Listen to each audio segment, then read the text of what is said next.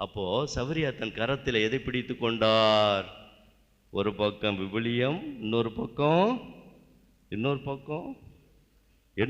என்னது? சிலுவை, திருச்சிலுவை. அழகாக சவரியார் நண்டு அப்படின்னு சொல்லுவார், சிலுவை நண்டுன்னு சொல்லுவாங்க. கடலிலே பயணம் செய்து கொண்டிருந்த பொழுது சிலுவை தவறி விழுந்து விட்டது. இவர் பதறி போகிறார். ஐயோ, நான் கரத்தில் ஏந்தி இருந்த அந்த சிலுவை விழுந்து விட்டதே, நான் என்ன செய்வேன் என்று சொல்லி அங்கலாய்க்கிறார். கரையில் போய் இறங்குகிறார்.